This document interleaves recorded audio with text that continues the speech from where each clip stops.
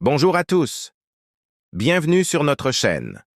En Jésus-Christ, nous sommes plus que vainqueurs. Amen. Aujourd'hui, je veux partager avec vous un message puissant basé sur 1 Samuel 1,6, un verset qui nous montre que, même au milieu de la douleur, Dieu agit pour transformer nos larmes en joie. Si vous n'êtes pas encore abonné à la chaîne, abonnez-vous dès maintenant. Aimez cette vidéo et activez la cloche pour recevoir du contenu qui fortifie votre foi et renouvelle votre espérance. 1 Samuel 1,6 nous dit « Et sa rivale la provoquait sans cesse pour l'irriter, parce que l'Éternel l'avait rendue stérile. » Ce verset parle d'Anne, une femme qui a affronté des moqueries et une profonde douleur en raison de sa stérilité. Cependant, son histoire ne s'arrête pas à la douleur. Elle est un témoignage puissant de la manière dont Dieu peut transformer la souffrance en victoire. 3 leçons de 1 Samuel. 1,6 premier. La douleur peut être un chemin vers le but. Anne a subi humiliation et tristesse, mais cela l'a poussée à chercher intensément la présence de Dieu. Parfois, nos luttes sont le chemin qui nous conduit à découvrir le grand dessein de Dieu pour nos vies. Ne renoncez pas au milieu de la douleur. Dieu prépare quelque chose de plus grand. 2.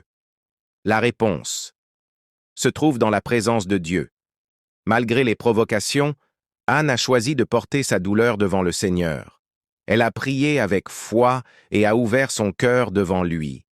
De même, face aux défis, souvenons-nous que la réponse à notre douleur se trouve dans la présence de Dieu. Il écoute et répond au moment opportun.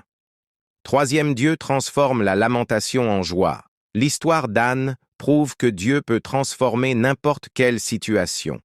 Sa douleur a cédé la place à la joie lorsque Dieu lui a donné un fils, Samuel, qui est devenu un grand prophète. Le même Dieu qui a agi dans la vie d'Anne est capable d'agir dans la vôtre. Comment transformer la douleur en victoire? 1er. Apportez vos luttes à Dieu. Ne portez pas le poids tout seul. Priez sincèrement et confiez vos préoccupations au Seigneur. Il est prêt à écouter et à répondre. 2. Faites confiance au timing de Dieu. Tout comme Anne a attendu le bon moment, faites confiance au fait que Dieu connaît le meilleur moment pour agir dans votre vie. Votre attente ne sera pas vaine. 3e. Restez ferme dans la foi. Ne laissez pas les provocations ou les circonstances difficiles ébranler votre confiance en Dieu. Utilisez ces moments comme un carburant pour chercher encore plus sa présence. Déclarez avec foi. Seigneur, je te confie ma douleur et mes défis. Je crois que tu es fidèle pour transformer mes lamentations en joie et mes luttes en victoire.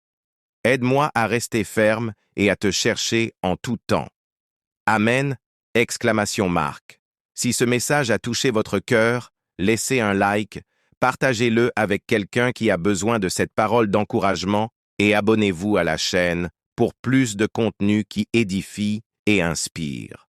Souvenez-vous, votre douleur ne définit pas qui vous êtes, mais ce que Dieu fait dans votre vie à travers elle.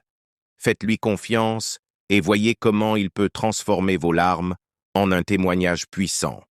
À très bientôt pour une prochaine vidéo.